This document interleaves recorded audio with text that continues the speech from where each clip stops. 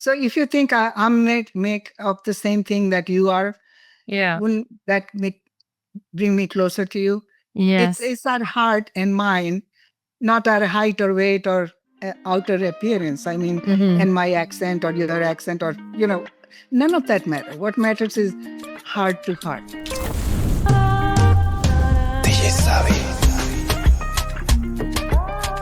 Dr. Swarna is a clinical psychologist with over 40 years of practice integrating Eastern philosophy with Western psychology.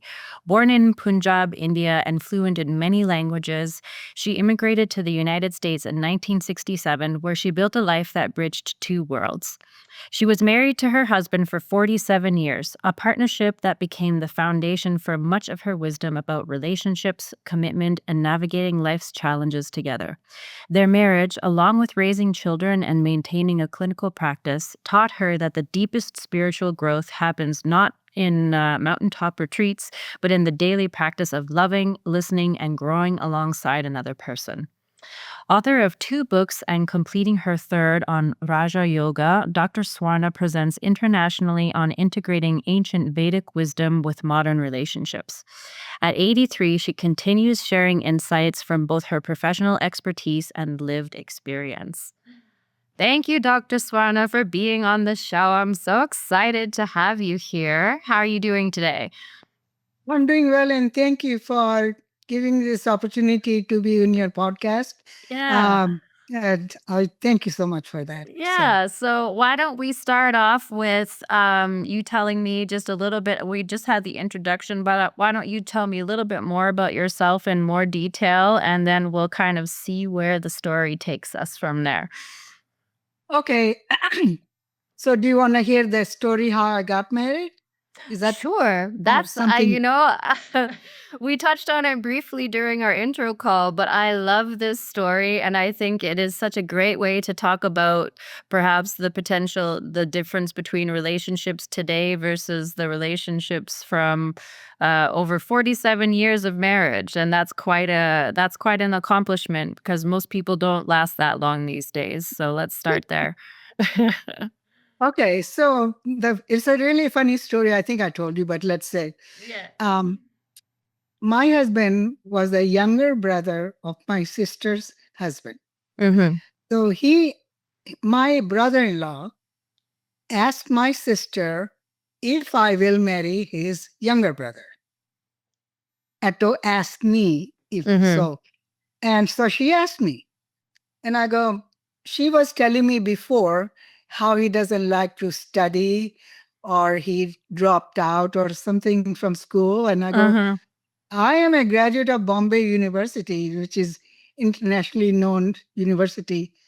And then you are asking me to marry somebody who's like a dropout. So so I know that was the thought because uh, I said, I don't know if I am really interested. Mm-hmm. So in the meantime, my father, as was the tradition in those days, was trying to find a prospective person. A couple of people came. One was very interested in me, didn't want to leave, and I wasn't. So I Mm-hmm. left. Mm-hmm. And then I remember after he left, my father said, "What happened? Why did you do that?" I said, I just don't like him." So my father was so frustrated at me that I was rejecting his offers. He goes, in my language, where kitthon liyawa? Means where would I find any match for you, kind of. And Yeah. and I was village. I said in my head, I said, I don't know where he is, but I'm not marrying this guy. So so then, long story short, then when I got this invitation from my sister, and for 3 years, I kind of said no. And then my mom was on really terminally ill with cancer, and I knew she wasn't going to live through. So I thought, just to please her, I will marry this brother in law. So Mm-hmm. I wrote to my sister and said, okay, you know what? You had offered me, and I'm ready now. If he's Mm-hmm. available, I'll marry him. Mhm. Next thing I know, I'm having a long distance engagement with my husband then in my uncle's home in Punjab, you know. Mhm. My And so after that, he wrote to me and said, "Hey, we don't know each other, so wouldn't it be nice to be started a conversation on the letter writing and see how that goes?" So we did, "Dear Mr. Singhal" and "Dear Miss Swarna," like that. But within 6 months, they were like love letters. One Mhm. letter I remember here, I said, uh, "Mere divane premi," that means my mad lover. Mhm. I say, "My mad lover," and blah, blah, blah. "It's raining in Bombay, and I wish you were here," and something like that. I was emotional that day. And he wrote back, he said, "I just wanted to fly over here. Immediately after I read your letter, I wanted to just come over." And anyway, so we got married. I I got married in Toronto and in United States. So I went. He sent me immigration papers, and Mhm. I went to Toronto. Mhm. And the first meeting was, I looked at him and I said, I'd seen him for like 2 seconds before, but that, so I said, he's he's okay. He's fine. Yeah, he looks good. He really looked handsome at that day. Mhm. That day means he was. So, so we had a marriage, Mhm. and I was kind of a feminist and said, you know, unless we actually even at least like each other, even if we don't love each other, if we like each other, we should live together under one Mhm. roof. Otherwise, I can just walk out. Mhm. But that wasn't really my true feeling, Mhm. which I did not realize. But I'll tell you the story. But anyway, we got married and we moved to San Francisco, then Toronto, Salem, and everything went well. I think overall my marriage was pretty happy because he Mhm. was a nice guy. Mhm. I was a little bit oppositional by nature. In the, however, he put up with me. Uh-huh. So, so it worked. Mhm. So one incident that is interesting is one day I had gone to see my friends. Mhm. It was way after we were married for a while. Mhm. And I came home all happy, having met my friend, and he laying on the bed and say, "Where did you go?" Like that tone. Mhm. And I go, "What? What do you mean by that?" He said, "I just went to my friend's house." And the next sentence I go, "If you don't like it, I don't have to live here." Mhm. And you know what he said? "Then leave." And I remember standing in the bathroom, which was attached to my bedroom, and Mhm. standing there like, I will have to leave because I Mhm. just said I will. So I'm standing there and going, oh my God, what did I? But within 5 minutes, in this sweet tone, he goes, "No, you don't have to leave." I said, "Okay." Immediately, so I realized I talk feminist, but I Mhm. was very attached to him, and Mhm. I never wanted to be without him. Mhm. And then when he was really sick, and me and him driving in Tulsa, and he was sitting next to me, and I thought, even if he doesn't get any better, but if he stays like this, I think I can live with him like this. Mhm. But of course, cancer will take you. Eventually, it Yeah. will take you. But Yeah. I'm so anyway, sorry about. so when I say that, I still get emotional Mhm. because I think I miss his companionship. Mhm. Mhm. Like if he knew that I'm doing all these things now, he'll be so proud of me. I'm sure he is proud of you. I'm Yes, sure yes, I he do is. believe in spirit. I think that even though we believe that the soul goes from one body to the another body, but Mhm. according to Hindu psychology, Mhm. I think some of its soul is with me. Yeah. He has not left me altogether. Mhm. A part of his soul is, I don't care if he's in another body or not, but he is there for me. Oh, I believe it for sure. Yeah, yeah. I believe it for sure. I want to talk a little bit about the development of your relationship and your love, how it was generated over time through the love letters, because that's so vastly different than how relationships are going today, where it's just like swipe right on Tinder kind of thing, and you only see a picture and lists of demands that people need to have in order to be an acceptable candidate and all of these things. And so I want to talk a little bit about um, how your relationship developed over time, from like not really knowing this person into like a 47-year love story, because that's pretty amazing to me. Yeah, and I would have stayed married until we both died. Yeah. Yeah. So, okay, in India, we are kind of brainwashed. Um, so you don't have like a concept of if it doesn't work out, we are going to leave each other. Mhm. Mhm. So that concept is still very alive. Mhm. Um, so that's why arranged marriages in India worked, Mhm. because people didn't even know each other. Some couples had not even seen each other, but they're still married. I have some of my friends who Mhm. trusted their parents to find the right guy for them, Mhm. and they're still married. Mhm. So it's a mindset also that it doesn't have to be a premarital affection or Mhm. love. You Mhm. can develop it if Mhm. you make a commitment. Mhm. So, in the same way, I wasn't worried about me saying yes Mhm. to this proposal.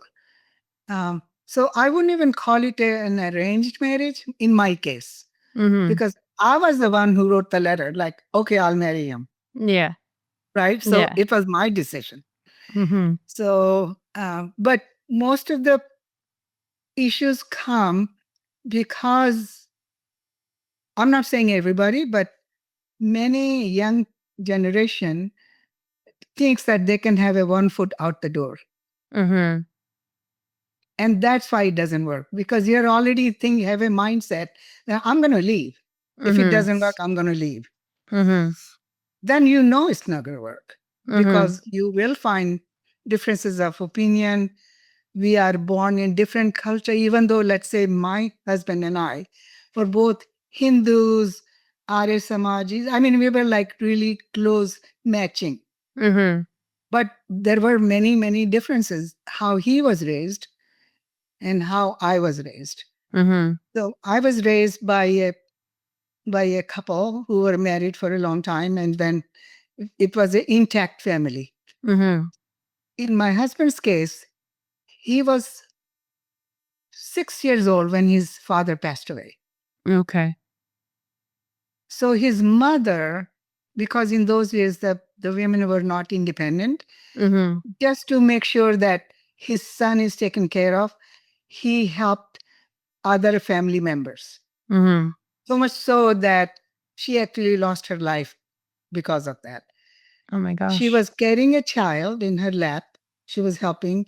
They were in two cars, and they were going from Punjab to some other city, I don't know. And the car fell in the ravine. Oh my gosh. That And immediately everybody in the car died. Mhm. And my husband was 10 at that Mm. time. He was not even able to see his mom to say Mhm. goodbye to her. Mhm. So for years after our marriage, he used to tell me, let's go there and let's find my mom. I'm sorry to say, it feels so bad. And I was so practical. I said, do you think your mom is alive?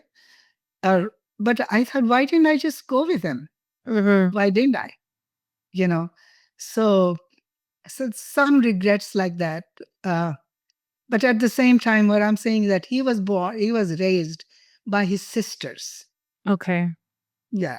So Mhm. his family was when he married me, he really got a, a true family. Mhm. He was the father, mother, and then the children, Yeah. which he never was able to have. Yeah. So my upbringing was in an intact family, and he was loved and cared, but not by the people who really would matter to him, Mhm. his father and his mother. Mhm. So Yeah. so I don't even know what kind of trauma he had. He never showed it to me. I Mhm. didn't even know about the word trauma. I did not even know. In those days, nobody had heard Mhm. the word trauma. But I know that trauma did happen to him. Yeah. Of Yeah, course. Of course. yeah. So when you first met him and you did your first wedding in Toronto, and then how was that transition? Because you guys had already been exchanging the love letters. And so Mm. how was the transition from exchanging the letters into, becoming man and wife and marrying each other and starting a life together? Like, how did that transition work? It was smooth. It was like, okay, this is gonna we are engaged. We are going to get married. Mhm. So there were no issue like how and what or nothing. I never even we don't think like that. I think Indian people of my generation don't Mhm. think like that. They think like, oh yeah, I'm gonna marry him, and Mhm. then we live together and have a Mhm. family. Mhm. So Mhm. it was nothing like there were no like you said confusion or apprehension in my head about it. Mhm. Mhm. Okay. But I do remember because I was had never seen a like I went to college like a co-education school, but I Mhm. never been with a guy Yeah. Yeah. before marriage, obviously, Yeah. because virginity is a huge thing in India. Yeah. Yeah. Yeah. So when I entered his apartment, Yeah. uh, he took me, and there was like a smell, like a faint smell of like some men living. It smelled like I man. I said, oh my God, okay, Ooh, okay, it's so That's funny. interesting, isn't it? I know I never said this before, but today I felt like I should tell you that. And then he was so nice. He said, I'm going to massage your body and give you massages. And he's just a gentle soul. Yeah. Yeah. And you know what? We continue to massage all through our lives. He and I will lay across from each other. Mhm. He was thin. So we Yeah. kind of fit in one Yeah. couch.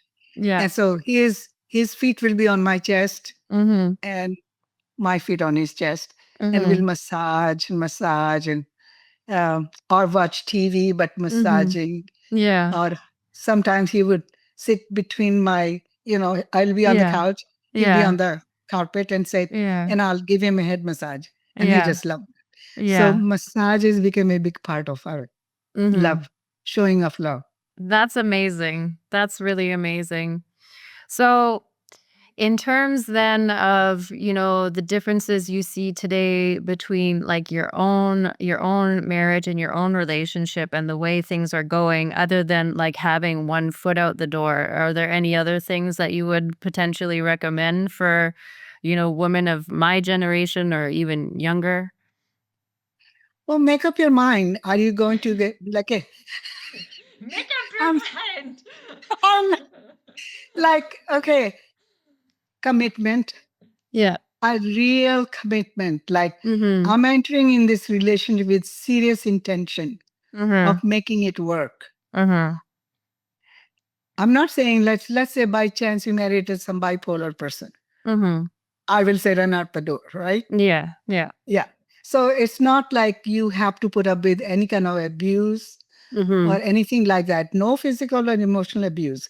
Mhm. However, but you just simply don't like each other. Mhm. That to me is a little bit like, can you make it work then?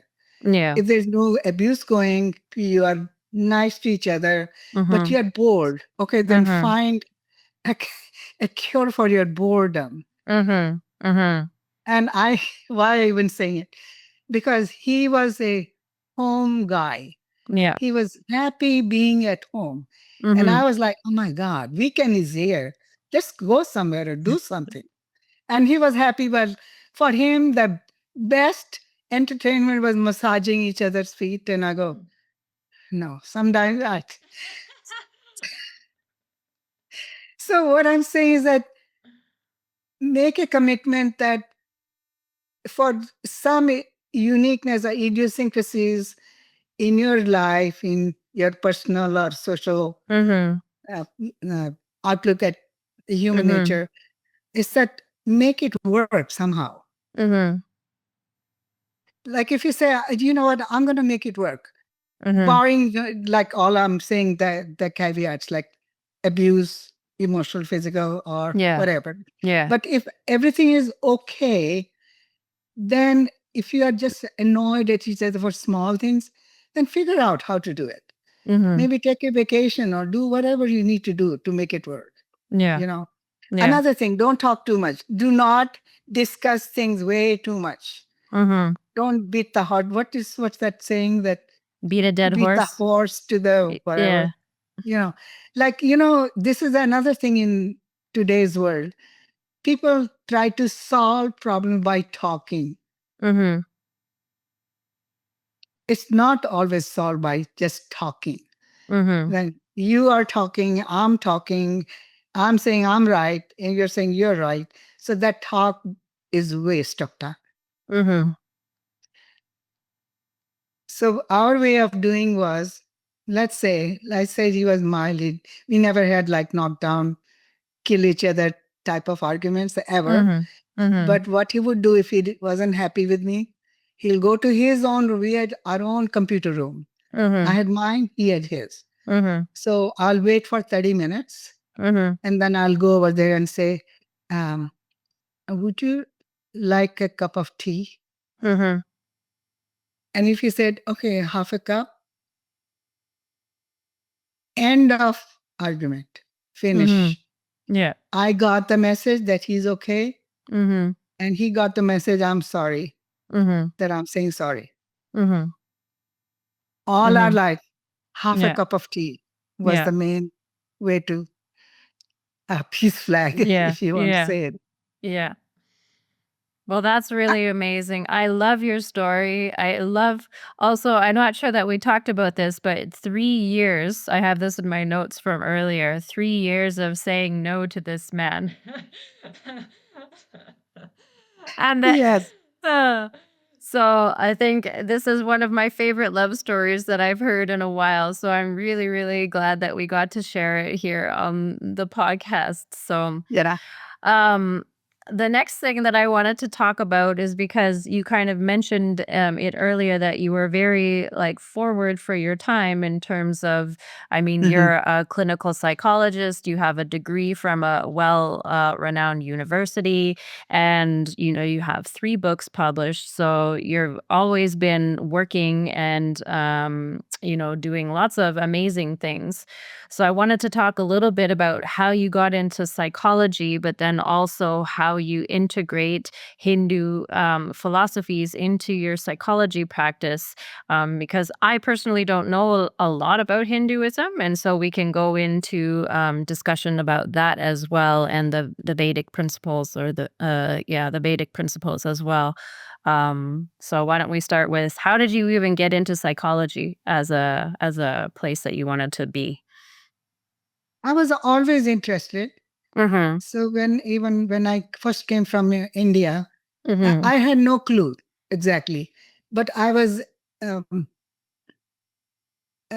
attracted by the term research. Mhm. So I wanted to be like a researcher. Mhm. I didn't know what it meant, but Mhm. that was my thing. Okay. So when I came to USA, and especially to Tulsa, um, I got a job as a teacher, Mhm. and I was a special education teacher for 14 years. Mhm.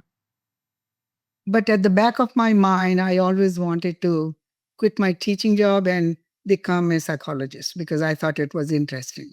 Mhm.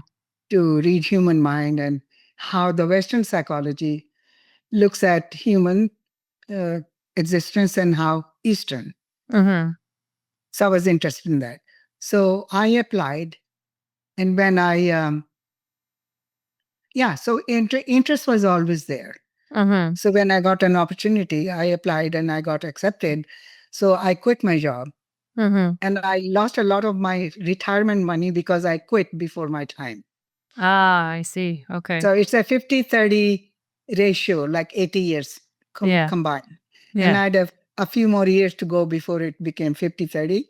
Mhm. But, I don't regret it Mhm. because it opened more doors for me. Mhm.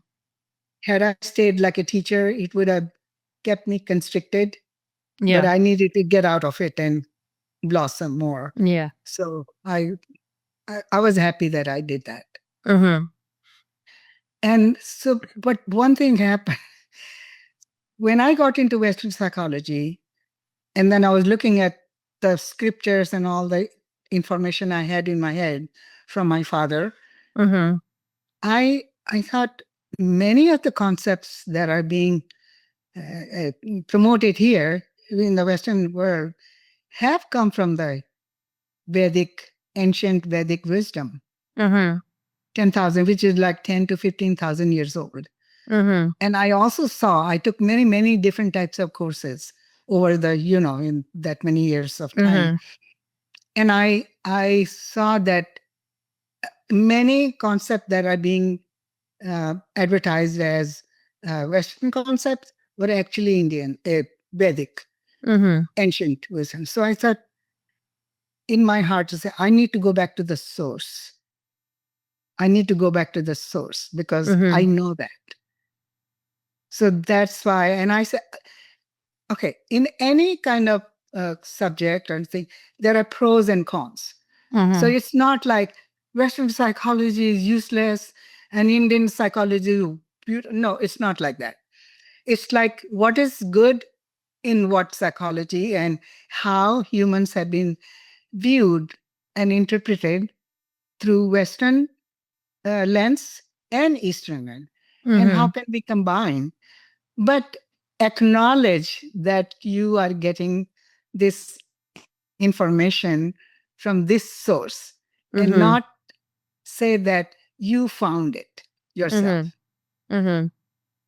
When I say that, it's not like one couldn't find independently some concept that are similar to a particular type of psychology, but Mhm. still, if you see blaringly simple, like then you go, and also another thing that in the Western world, Buddhist psychology is very popular.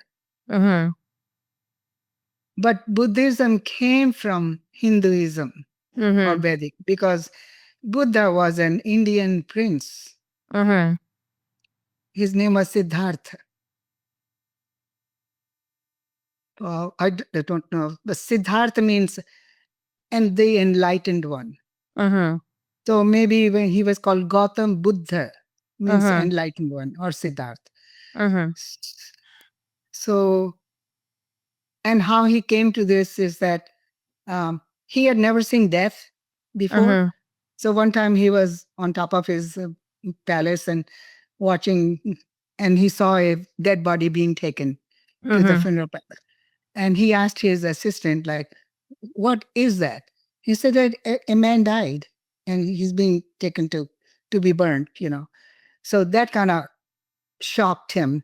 Mhm. That there is a death because he had never seen it. So Mhm. the story goes, who knows? But that he's sat under a Bodhi tree and for years he sat there. Then he Mhm. was enlightened. Then he took his message to Japan, China, this, that, and India, you know. Mhm. So and Hindu psychology, because it's really dense, Mhm. it's, there are four huge volumes of Vedas Mhm. that will take 10 lifetimes for anybody to. So I said, I'm going to make it so simple that people can understand. They don't need to know everything. They Mhm. just need to know enough to feel free in this Mhm. life. So the book I've written is based on you don't need to go to a mountain top to be Mhm. enlightened or sit in a cave. You Mhm. can do this as you're living your daily life. Mhm. In fact, I believe the best yogis or the ultimate yoginess is being in family, being doing everything you're supposed to do, and still be above attachment. Mhm. So the idea is that if you're not okay, we are all going to be attached a little bit, right? I Mhm. mean, I'm married, I've got kids, and my daughter called me with some problem just before I I says, Susie, can I talk to you a little bit later? I mean, yeah, I Mhm. need to. And she was okay with it. But I'm saying that to balance it, like, okay. Yeah. Uh, so the thing, and then I couldn't understand how to send a picture. But finally, this guy helped me Yeah, and yeah, he yeah. helped me remotely. So, Yeah. so I said, okay, I need to get this picture. So intention was get the damn picture over there. Okay. So I did it, right? Yeah. So what was behind it? My determination and say, I need to make it work. And Yeah. it worked. Yeah. So see, who is the better yogi, me or somebody who's sitting on meditating without any distractions? Mhm. So you and I are true yogis. So And the only thing we need to do is to become really spiritual about it. And I would say most of the people that I have encountered in my life, who are in the therapy healing Mhm. profession, they're Mhm. very, very good at it. Mhm. And if you hear their story, you go, my God, you had all this and you still made it work. Mhm. And any yogi has not done that, really. Mhm. I Mhm. can sit there on a, Yeah. you know, and if there's no distraction, somebody's feeding me. Yeah, sure. I can be enlightened. Yeah. But can I do it when I have to do all the 20,000 things I'm supposed to do Mhm. as a householder? Mhm. So that's the message I'm putting in my book of Mhm. that the eight limbs of Raja Yoga, they are like a very systematic way of going through your life and it's all interconnected. It's not like you go one step, then the next or next, not like that. It's Mhm. like, the Russian dolls, they're Mhm. kind of interconnected. Yeah. One doll, Yeah. then the other doll, but they're all connected. Yeah. So, my thing in this book is don't worry about thinking like this is a very dense psychology. I cannot do it. Don't do that. Just do Mhm. as much as you can. Mhm. But the only thing is do it with a good heart. Like Mhm. I'm doing it for the service of other people and also for me, Mhm. because we also believe that um, we have a saying in Sanskrit, adyo prema means first love yourself. So, Mhm. this is not some new concept like we say, oh, self love. It's Yeah. been there 10,000 years ago Yeah. in Sanskrit books. Yeah. So, take care of yourself. And also, it says that don't be attached. Mhm. Again, so I've come up with like two terminologies like um, a toxic attachment Mhm. and a balanced attachment. Mhm. Because we are all in life. We are Mhm. going through ebbs and flow of life. Mhm. So how can we balance? Mhm. And sorry, I get excited then I can't talk. Spirituality does not mean that you sit in any temple Mhm. or a church or mosque. It is in your day-to-day life. Mhm. How I look at you can be a definition of love, spirituality. If I Mhm. look at you like you are a divine energy, I'm part of the same energy, so we are connected. Mhm. If I have that thing in my mind, when I look at you, you will see that I got that acceptance in me like, wow, Samantha is wonderful. You know what I'm Mhm. saying? And you will get that vibration from Mhm. me. And Mhm. you say, wow, yeah, that sounds good. Okay.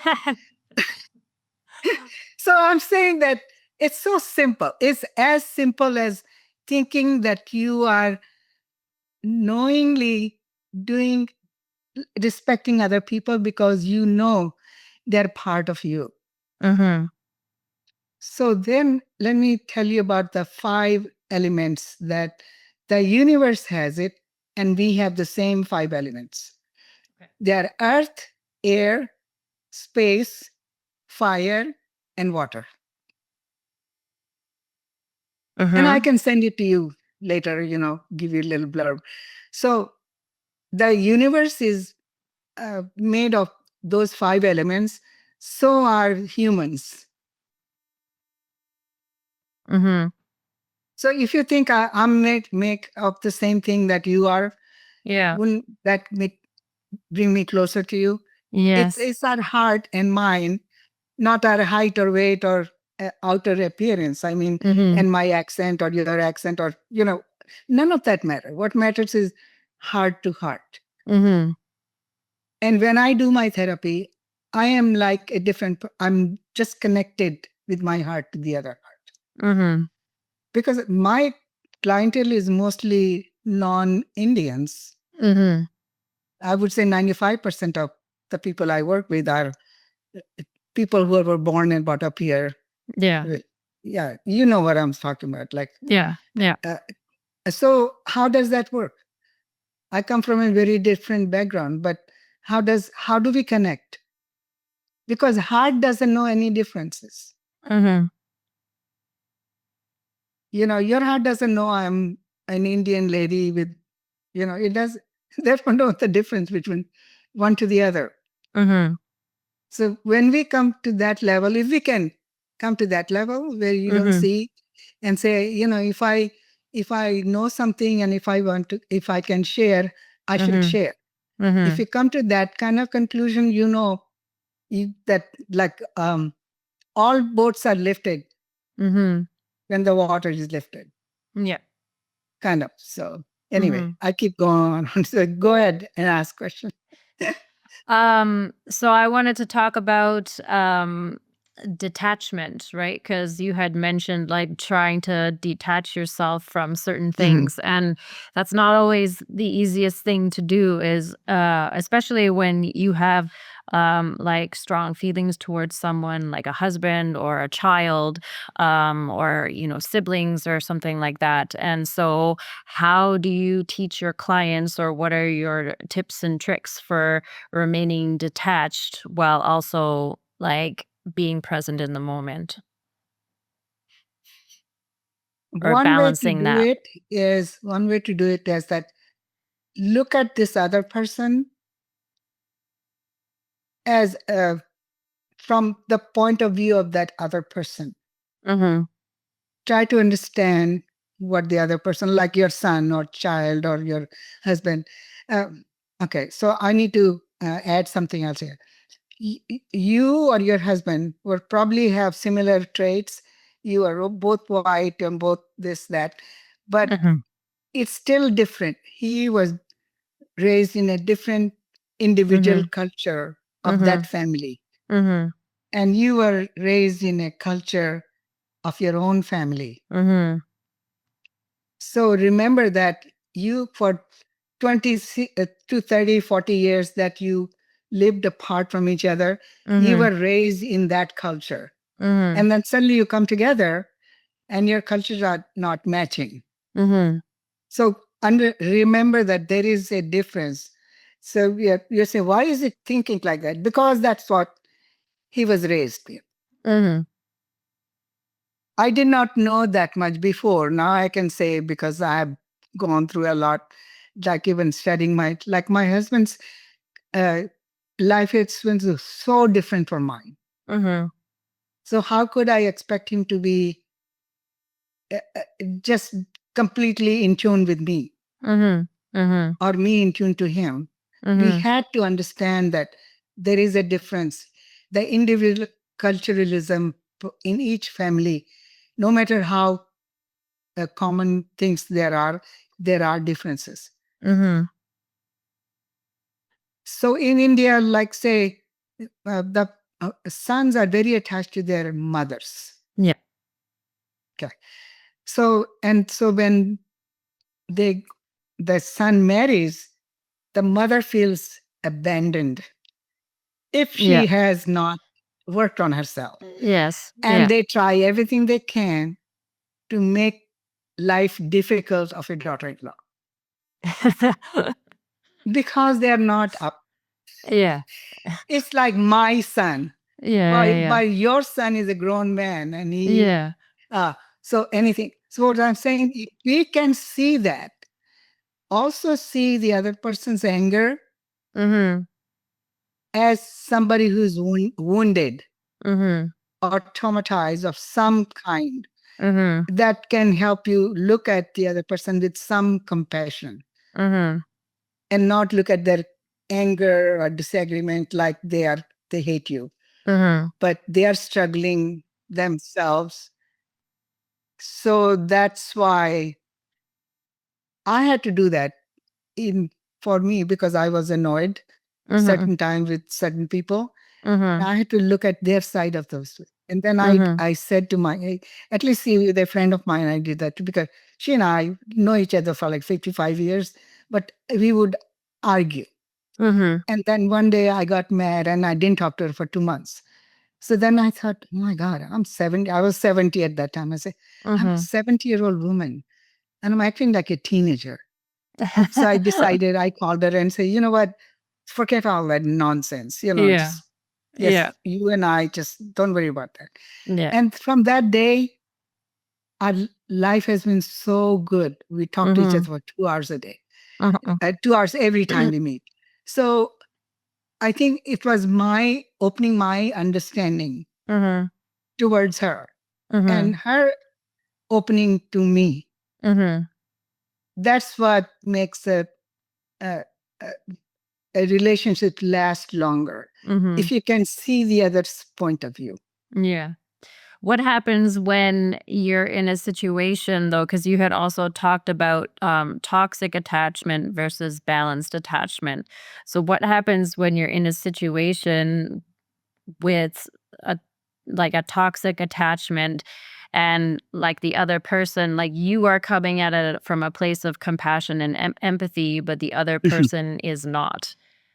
Is that a situation that can be changed, or is there a way to deal with that, or how do we work through that, or do we just have to abandon the relationship? You have to decide how important is that relationship is for you Mhm. and see what you are willing to work on.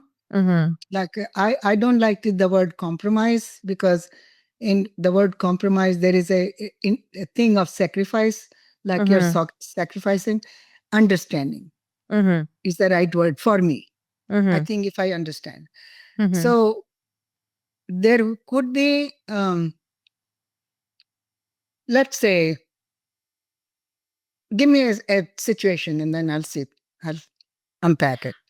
I mean, just like a situation where you go to somebody, a friend or a boyfriend, and you say, "Hey, this is something that's bothering me," and then instead of hearing you and trying to understand your perspective, they just start attacking you and insulting you, and basically say like, "If you don't change, then the friendship is over," kind of thing. Like that's a real life situation for me. Yes, yes. Yeah, so Okay. And that kind of person who doesn't want to even hear you at all is a mhm. problem. So Yeah. then you have to kind of decide on your own how much that relationship means to you, Mhm.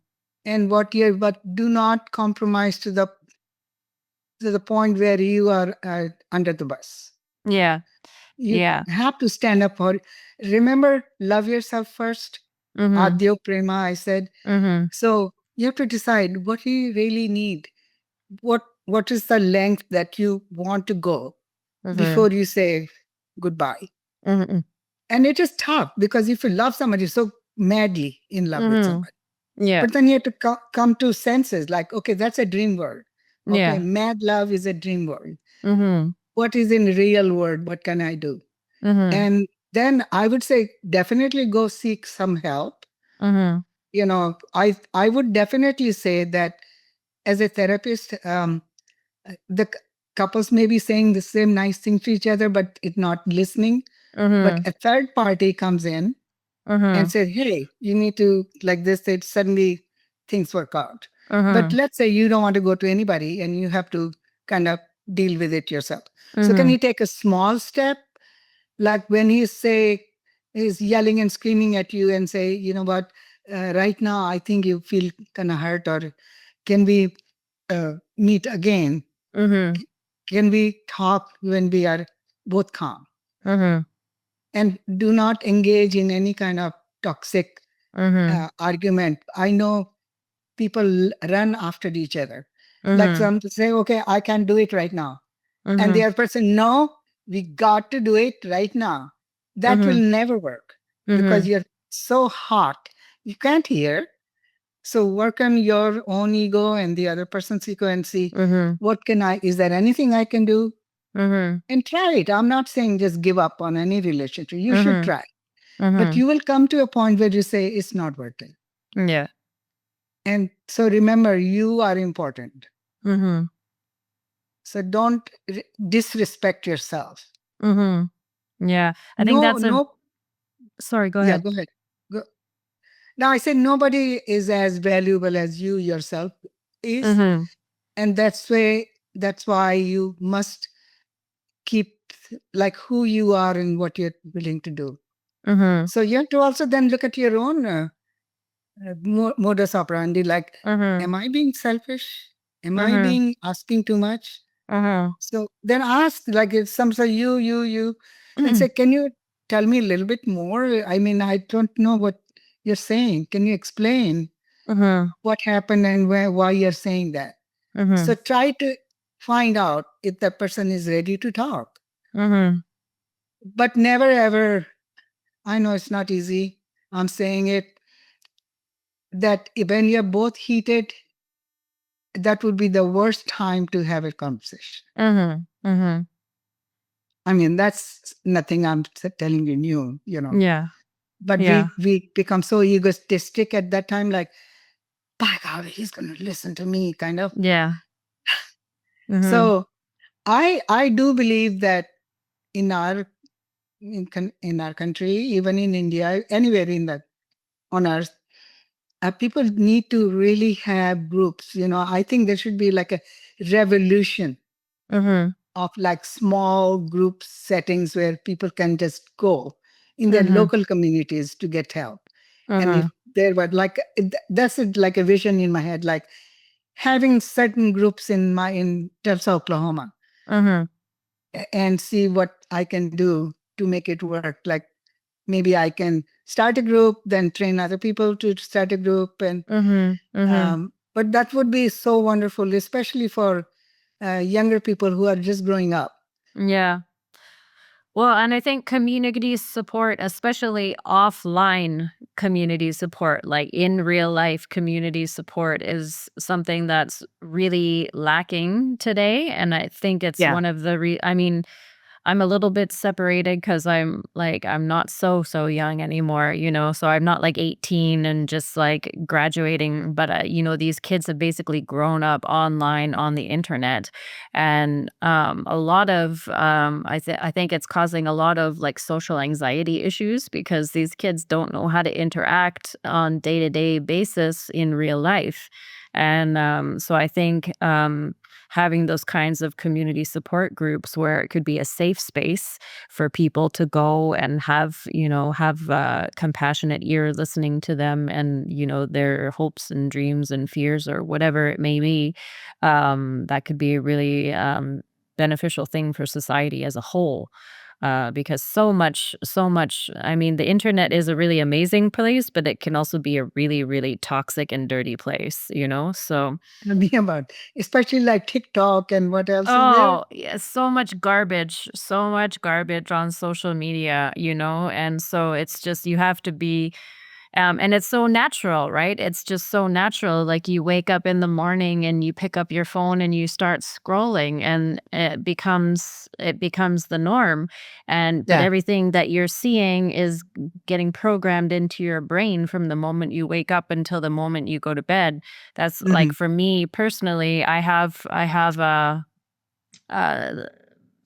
a routine, I suppose, so that like first thing in the morning, like I don't even look at my phone, and I get up and I do my meditation and everything that I'm going to do. And I probably don't, like, if I'm getting up at 5 in the morning, like I don't look at my phone until 10 probably. And Wow, I that's like you got good control over yourself. That's yeah. So I have like my WhatsApp open on my computer so that if people message me, but unless it like you messaged me this morning, and so like that's an emergency because we have this thing that's coming yes. up, right? But Yes, even yes. if it's not an emergency and I see a message, I'm like, no, like people don't Yeah, need access to me 24/7, And so that's true. it's learning to turn it off. Mhm. And I'm guilty of that. I must say that. I get up in the morning and before I know it, I go, what a waste. But so I'm working on it. I'm being honest. Well, and I'm not gonna sit here saying that I'm all high and mighty or whatever, right? But No, like no. that's because I know I have a scrolling problem. Like I know I do, right? And so I'm scrolling Facebook, I'm scrolling Instagram, I even scroll LinkedIn, but there's too much politics on there, so I'm just like, I don't want to hear this, you know? Yeah. But the social media, yeah, it just it's crazy. It's just It's crazy. And yeah, and then that becomes people like the world, right? So it's just all this noise on social media, and I think people don't recognize that like they're literally being programmed. When mhm, all of these things are free, you are the product, And so that's why I try to stay off as much as possible. yeah, yeah. Obviously, in order to operate in today's society, you need to have somewhat of a social media presence, but I honestly try to stay off as much as possible. So say you are at least for social media, you're using the balance attachment to the I try, but sometimes I stop by, go scrolling, and then it's like an hour later, and I'm just like, I just wasted an hour of my life on this garbage, tell me about it. I'm with Yeah. Like, uh, but we're still doing a lot, right? I mean, you're still doing so well, much stuff. And, you have 3 books out, or you have 2 books out and you're writing another and one, so yeah, it's almost ready to go. It's, yeah. I'm writing the epilogue for it. Okay. Oh, Yeah. amazing. So why don't you tell me a little bit about your books? Okay. So let me have a sip of That's true. I'm dehydrated. Kinteka. Okay.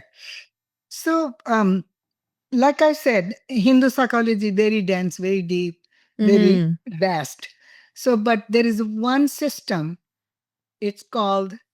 Okay, let me restart. So we believe in salvation, Mhm. like we call it moksha. Like when you die, you go to the heaven. It's your Mhm. no. We believe in the cycle of births and rebirths. Mhm. So you say to get out of this cycle of births and rebirths, you must pray or practice salvation, Mhm. which means once you die, you don't come back Mhm. again on this Mhm. earth. Mhm. Okay. So for that reason, there are different ways have been mm, formulated. So there are 4 ways: um, path of knowledge, Mhm. path of devotion, Mhm. path of action, Mhm. and this path of Raja Yoga, which is called the royal path to salvation. Mhm. So so you can attain salvation if you learn everything and you become evolved, or Mhm. you are devoted and you just I mean you're so devoted to something that you achieve salvation, Mhm. or you do good work. Mhm. So you and me are householders, and we are kind of we call karma yogi. Mhm. So karma means action. Mhm. So, but the fourth one, the royal path, it combines all of them. Okay. It combines knowledge, it combines devotion, and what does the action, Mhm. and there is a systematic way. So the first two, there are 8 limbs. Mhm. The first limb is called yama, Mhm. are disciplines that you must do. Niyamas like observations. Mhm. Then come breath work. Mhm. Then comes asanas or yoga Mhm. exercises. Mhm. Then comes training your mind, focusing. Mhm. Withdrawal. First is withdrawal, Mhm. like you come within yourself and nothing matters to you, like Mhm. a turtle, Mhm. withdrawal. Like, Mhm. so that pratyahara. Then comes focus, like you just focus on something. Then comes meditation, Mhm. and then comes samadhi, which is the ultimate dissolution of your consciousness and mind, and you're just one with the universe. Mhm. Okay, so the last two or three sounds difficult. Like, when will I ever have a complete dissolution of my mind and consciousness? So it seems so unattainable. So I made it easier. I said, so let's go with what are in the first 10. Mhm. Being able to non-violence, telling truth, uh, not getting attached to anything, brahmacharya, which is mental discipline, like that. And then in the niyamas are uh, cleanliness. Mhm. And I'll send you a list Okay. because even I forget. So niyama, the first one is shaucha. That means cleanliness inside and out. Mhm. And my theory on that, with my experience, that when I take a hot shower Mhm. and put new clothes on, I already feel better. Mhm. So it is connected. It's not like I have a clean mind, but I'm wearing clothes which are worn for like 5 days. Mhm. I don't think you can be in that state Yeah. where you are completely like feeling good, Mhm. You go, oh my God. It's like So, fresh sheets on the bed. yes, fresh Yeah. sheet on the bed, Fresh or at sheets least the and pillow fresh cover. pajamas. Yeah. I was teaching that to one of my clients, and he said, I take showers twice a day. But his wife said, but you wear the same clothes back on. I said, no, you can't do that. You got to Yeah. freshly. Yeah. So I'm teaching him that. Yeah. So anyway, so and then the other one is that I really like is called Ishwar Pranidhana. That means surrender to God, a divinity, whatever, something bigger than me. Mhm. I think I am here, but there's Mhm. something bigger that is making this world go round. Mhm. So surrender. Sometimes you have done everything you can, but Mhm. things are still not working. Don't be upset. Just surrender Mhm. and say, when this will happen when it happens. Mhm. Like this morning, when did I send you that picture? I had to call this guy who Yeah. came on my computer and you Yeah. know, and it worked. Yeah. But I did not give up. I did Mhm. not give up. And then my granddaughter then called me to said she's a photographer and Mhm. she's actually working for movies. She's 19 and she's doing all this. So then said, Nani, do you want help? I said, I already got the help. So, but thank you for asking. Uh, so what I'm saying is I had this intention, like, if I cannot send this picture, I don't care. I will Uh-huh. try my best. Uh-huh. And if she can add the picture later, I'll send it to her then. Yeah. But it worked. Yeah. It worked. Yeah. So surrender and just wait. Don't get anxious about it. Mhm. Mhm. We become so anxious about wanting to get something Mhm. that makes that the attachment part comes in the picture. That toxic Mhm. attachment is, by golly, I'm going to get it. I'm going to Yeah. get it. You Yeah. may be rejected by, Yeah. and then, but God opens another door. Mhm. Believe in that. So Yeah. anyway, so learning to focus. This computer, WhatsApp is so distracting. Mhm. I'm writing, pop, something from WhatsApp popped up. Mhm. I don't even know how to turn it off. Yeah. So it's just very distracting. Yeah. So And I think they also say, like, it's even just having your phone or your device in the room with you. Yesterday I did a podcast interview and I purposely kept my phone out of the room. Today, because I wasn't sure if you were going to get the link or not, and so I had my phone in the yeah, room. And before we started the podcast, I put it yeah, on airplane mode and I put it behind my computer so I can't see it, but subconsciously, I still know it's right there? So, yeah, and it's yeah, yeah, yeah, yeah. yeah. So for after focus comes um,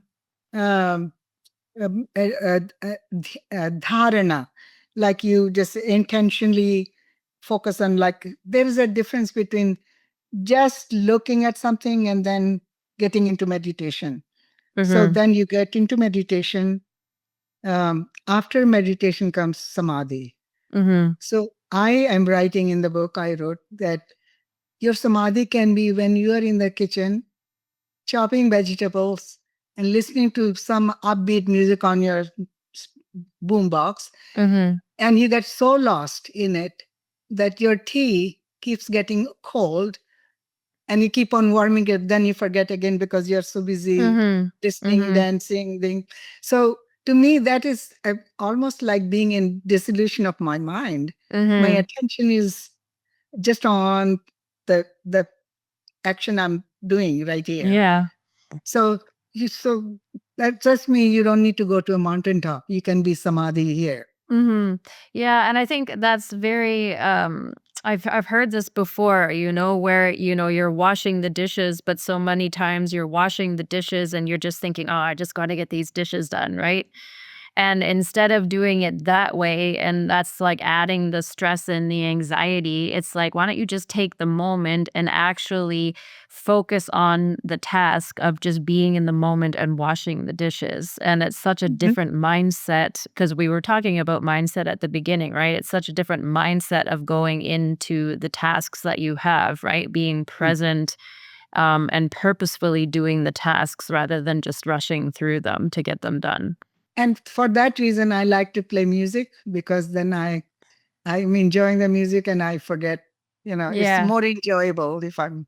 Yeah, well, music is a huge thing for me as well, right? So You're a dancer, yeah, I'm a yeah, dancer. Well, I'm also a DJ, right? So music is a huge thing for me, right? So I yeah, mean, yeah, yeah, sometimes I get tired because I just listen to music so much that I'm just like, okay, I just need silence, yeah, no yeah, more, yeah. no more music. But then there are times where it's like, yeah, I just need music and it's meditative, right? Yeah, and it doesn't even have to be like some devotional music. It could be No, music you anything. love. Yeah, Mm-hmm. like I love this African music from. I got into it after like Bollywood all my life. Yeah, yeah, Suddenly one day I happened to listen to some African. I go, I like the way yeah. So, Yeah. so for me, music is part of my life. It just Music is therapy, and I think there's also something to that, right? Because music is vibrations in the air, right? Music is yes, frequency. And so that impacts us and helps to raise our frequency when we're listening to the like positive absolutely. music that makes us happy, right? So how come? Well, not how come. How about we try to create small groups where it's fun for the kids to come, Mhm. not some boring lecture by some auntie. Yeah. But like in India, we use auntie and uncle Yeah. for all the friends. Yeah, yeah, So yeah. uh, have them have some fun, and then teach them things as you are having fun, something like Mhm. that. Yeah, Mhm. would be so Yeah. good. It would be Yeah, good. Mhm. I wanted to talk also about because one of the things that you had mentioned when having arguments with your husband or trying to figure things out with your husband was stop talking. And I find that very interesting coming from a psychologist, where a lot of what you do clinically is talk therapy. So how do you make that work, or how, if you're doing couples therapy, for example, how do you make that work in your practice where the best thing is for you guys to just stop talking? I do say that. I do say that. Yeah. I said I give example of the thing, the half cup of coffee. I Mhm. took time, 30 minutes. Then I went in the room. to say Mhm. if you want some tea. And Mhm. when he said, yeah, that means Mhm. he also, there's a white flag going. Yeah. Yeah. But then why then belabor the same? If you already understood in your heart that Mhm. he's okay and I'm okay with it. Mhm. So now do you need to say, oh, why that was so nice? And you were, there's no need for that little Mhm. extra thing, in my Yeah. opinion. Yeah. But you have to get used to that, Mhm. Mhm. being able to understand Yeah. that stop talking. Yeah. And, or maybe I'll say, sit in silence for a few minutes with each other. Just sit in Mhm. silence. Especially people who are really, the couples who are really actually loving and they're Mhm. just having an issue. Also, Mhm. just sit, even you don't even have to hold hand. Just sit in silence with each other, Mhm. Mhm. thinking about if this person wasn't sitting next to me, Mhm. what would I feel? It's just Yeah. I give them the example like when I lost my husband, I realized how important he was for me. Mhm. And I said, picture that if he wasn't there. Then he said, oh no, I don't want to leave him. I Mhm. said, okay, let's start talking then. Yeah. So it takes time. And Mhm. the other person has to understand what you're coming from. Maybe you can discuss that. Like, Mhm. hey, I think we shouldn't really, if we are both hard, we shouldn't even try to do anything. Just go in our own room and take time to think about what is, then Mhm. come back together Mhm. again Mhm. when we can talk. And then do Mhm. not have a long conversation about it. Mhm. Just say, and you can start with, I mean, my life without you would be very, whatever you want to say, like, I Mhm. won't have any meaning in life if you weren't in my life, Mhm. something of that nature. Mhm. Do you think that a person who's kind of at least sane and he's not narcissistic, Yeah. bipolar person, he Yeah. won't get it? Mhm. He or she won't get it? Mhm. If you come with that honest admission, like, I really couldn't function without you. Mhm. And I'm sorry I got heated up, but I'll try. But Mhm. you and I will grow Mhm. old. And, whatever Yeah. things you have talked about before, Mhm. what language you and he have decided is the right word. Also, Mhm. another thing is to revise your vows. Oh, okay. Revise your vows and say, why did we even come together? Yeah. I asked them, I said, so why did you marry each other? I just say it bluntly. Why did you marry Yeah. each other? Yeah. And they say, oh, yeah, because we this. So I said, then, okay, so you had solid foundation. So let's talk about. And one book that was very interesting, I wrote a book on making meaning of when heaven meets earth, Mhm. making meaning of marriage through the Mhm. lens of 7 Hindu vows. Mhm. And that's a beautiful short book. And it's about how we are going to work. The basic 7 vows. First is we are going to um, put food on the table together. Mhm. And what does that mean? We both, somebody is working, somebody Mhm. is bringing stuff from the store, Mhm. and somebody's chopping, somebody's cooking. So there's a joint collaboration to make food. Mhm. So if when I say let's put food together, that doesn't mean you have to kind of unpack it, what it means. Mhm. Then the next one is let's learn from each other and learn from and share our knowledge with each other. Mhm. Many couples get bored Mhm. after a while. Yeah. So, are you still talking about Mhm. things with each other, like which are not related to your marriage, or just like, hey, like two friends talking? Mhm. Mhm. And this reminds me of a very interesting. When my second daughter, who's an attorney here, was going to found a person and she wanted to marry him. And Mhm. I remember laying on the carpet and watching TV, and she came over and shows me this little picture of this man. She's married Mhm. to him for now 30 years, and says, Mom, I like this person, and who you and dad talk to each other. I didn't even know she was noticing that we talk. And he talks to me. And I think, and first I didn't like him, but I did like him. Then he's been married. They're married now.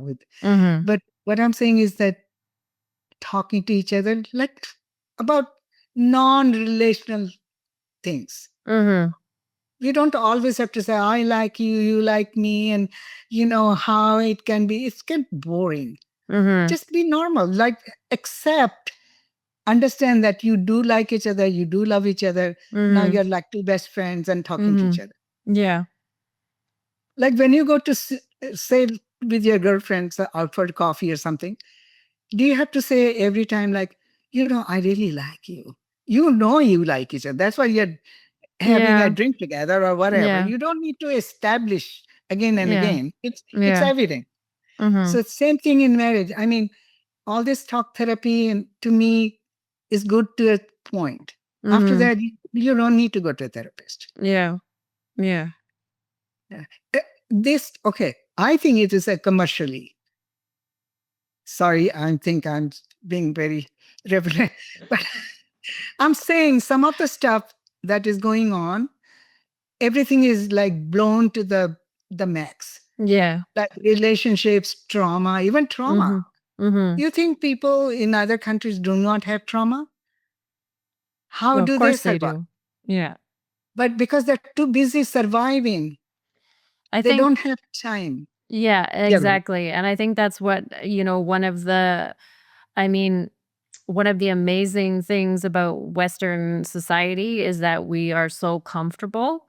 But, Mhm. like, so in other countries where they're basically just focused every day on day to day living and, like, how am I going to, pay the bills? Where am I going to sleep? Or those kinds of things. Like, you don't have time to focus on your trauma. But here, because we have such a high standard of living comparatively, I think Mhm. people like we don't have anything to worry about anymore. And so then we start worrying about these things that like sometimes they don't actually matter, or yeah. I agree with you 100%. Yeah. Yeah.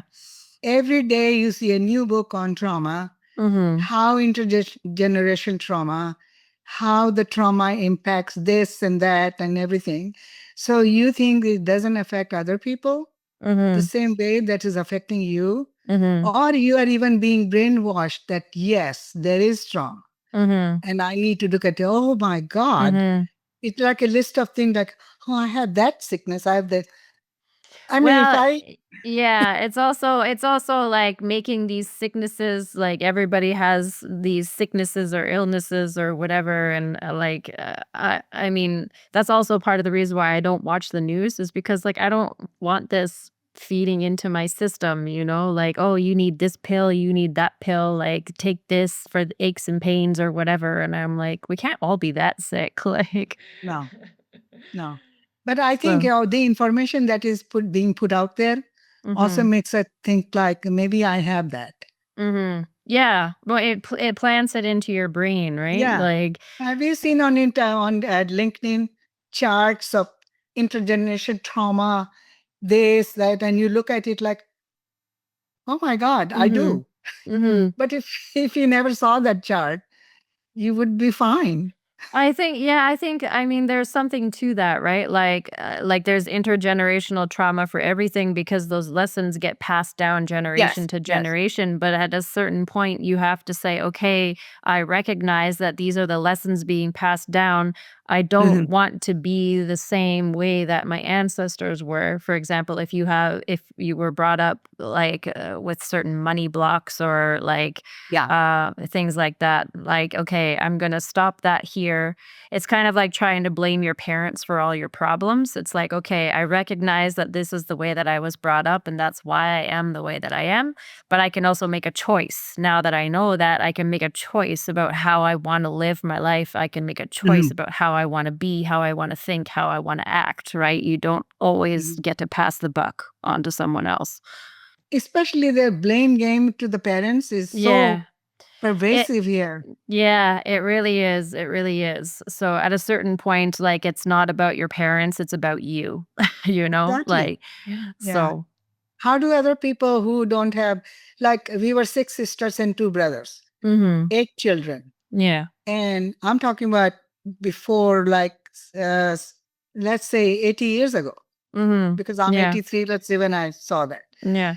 My mother had 2 earthen stoves where we put, fuel, and then, they were done. How did she make it work? Being married at 16, having the first child at 18, and then having the 7 other children within the 11-year period. How did she manage that? And she looked fine. I mean, I'm sure she had her ups and downs, but she made it because that's what she was told. Yeah. Or, Pearl S. Buck's book, With the Good Earth. Anyway, in that one, this lady goes to the field and working, and suddenly she had to deliver. So she had a child, and she cut the umbilical cord with a stone or something, Yeah. wrapped it around, Yeah. and continued to work. That's crazy. I mean, of course, but I'm saying that how did those women do stuff like that? Yeah. Yeah. That's Yeah. crazy. Even here, I think in the West, um I know somebody and like they had their baby in Japan and the way that they give birth in Japan is so much different than the way that they give birth here. Like here it's like you go to the hospital and as soon as you can move they want you out of there, right? Like Mhm. when my friend went to give birth or gave birth in Japan and it was like the hospitals because the birth rate is so low there, so the hospitals are actually, like, competing for people, and so Oh, they I had see. yeah, so they did, like, an interview process, and they got to see, like, which hospital they wanted to go to, and they have, like, a five-star Michelin chef, and then they do, like, a whole I think she was there for, like, a week or something like that minimum, and they did, like massages and spa day and stuff like this. So giving birth in Japan is so different than the way they do it here. Yeah. Yeah. No, Uh, that's true. yeah. Um, But so, like in India, they take 40 days yeah. for the new mother to Yeah. recuperate from. For recover. Yeah. And here it's just Exactly. like in and out. They want you out as fast as Oh, I know. possible, As soon as you can get up, you're out. Yeah, I was exactly. mowing my lawn on the 5th day because Yeah. got so used to the American ways. Yeah. On the 5th day, I was mowing my lawn. That's crazy. And nobody told me to do it. I did it because I could Yeah. do it. Yeah. Yeah. Yeah. So anyways, okay, we're getting to the end of our time. So, thank you Okay. again so much for being on the show. And for people who want to connect, what is the best way to connect with you or to find you online? Okay. I can send you all my information, Okay. and you can add that. Well, of course, I welcome emails Mm-hmm. would be the best way, or texting, Okay. because sometimes I may not hear my telephone. Yeah, They yeah, can. I'll give my information, all of it.